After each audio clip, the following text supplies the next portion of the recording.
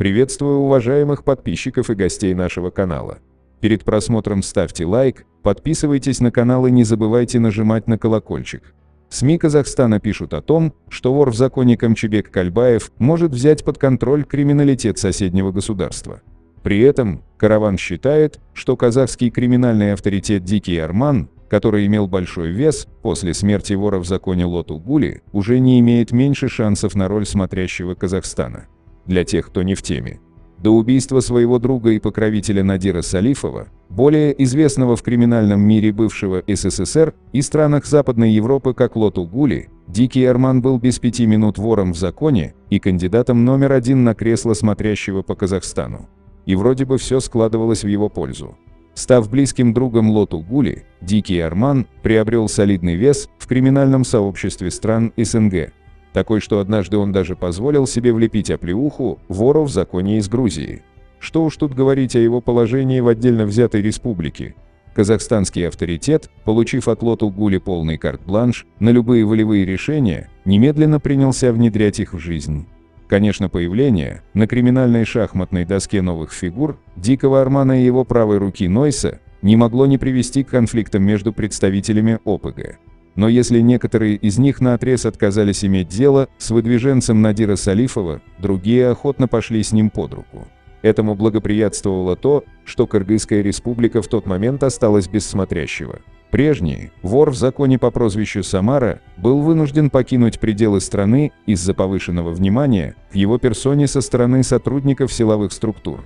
Из тех же, кто, возможно, мог бы оказать сопротивление кандидату, в новые смотрящие остались лишь Серик Голова, Рафик Чимкенский, да еще пара-тройка авторитетов.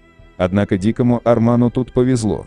Рафик Чимкенский уже довольно давно отбывает очередной срок, а Серика Джаманаева задержали по подозрению в совершении тяжких преступлений, среди которых было и убийство.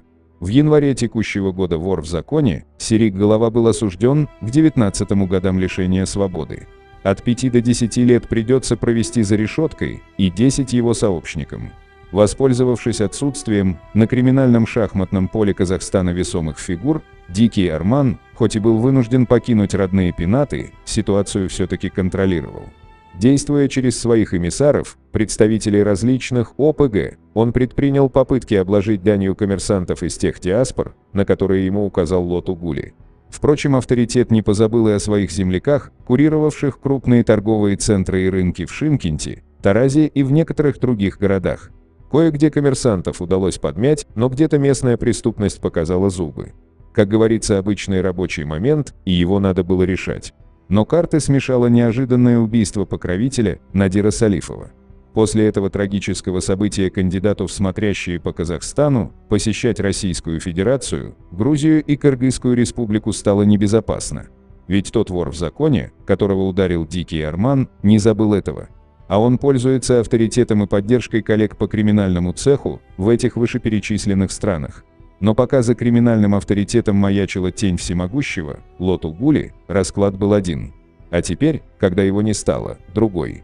Ко всему прочему, 2 марта 2021 года судебная коллегия по уголовным делам Бишкекского городского суда неожиданно изменила задержанному в октябре прошлого года кыргызскому вору в законе Камчибеку Кальбаеву меру пресечения.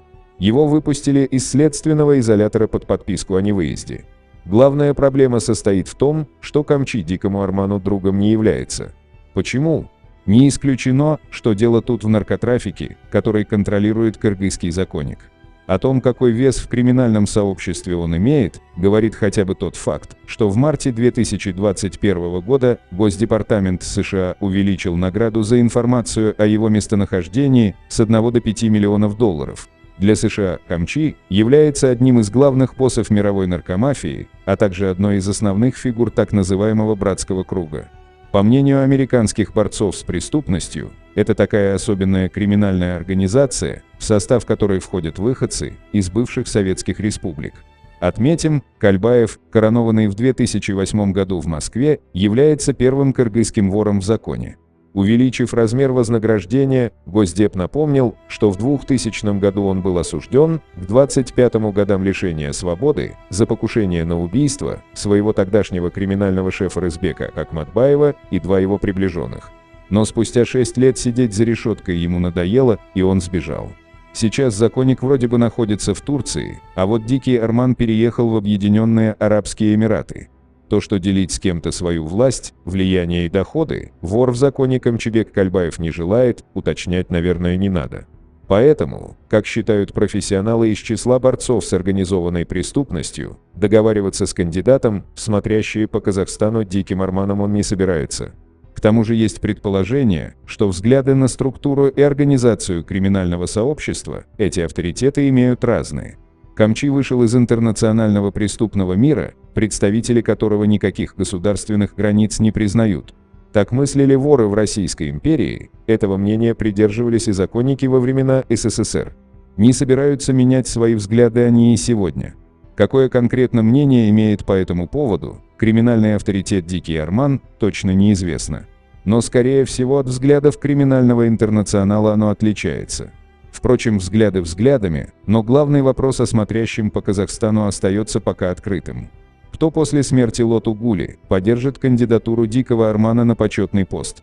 Может, кто-то из российских или грузинских законников, хотя вряд ли. А может, Камчыбек Кальбаев и сам был бы не против стать смотрящим в Кыргызстане? Тут возникают два вопроса. Почему казахстанский криминалитет позволяет принимать решения чужакам? И почему представители местной организованной преступности сами не коронуют воров в законе? Ответ прост. Бразды правления находятся в руках их российских коллег со стародавних имперских времен.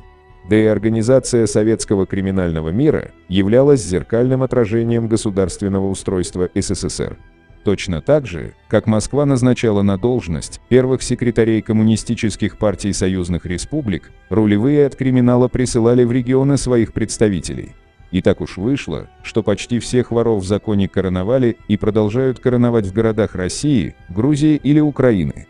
Можно предположить, что заграничные криминальные боссы не желают своими руками создавать себе в национальных республиках сильных конкурентов. Лидеры же казахстанских ОПГ не могут грубо отказать варягам, так как сами стремятся легализовать свое собственное дело в той же самой России. Если откажут, прилетит ответка, и тогда гудбай, прибыльный бизнес. Сегодня уголовная ответственность для лиц, которые занимают высшее положение в преступной иерархии, есть в Грузии и в России. Что вполне объяснимо, именно эти две страны являются главными кузницами кадров для воровского мира. Ведь воры в законе, как и положенцы УПС, руководят преступными действиями своих сообществ, а потому и представляют наибольшую общественную опасность, говорится в статье Каравана «Криминальная хроника». Казахстан в прицеле братского круга, а Дикий Арман еще в деле.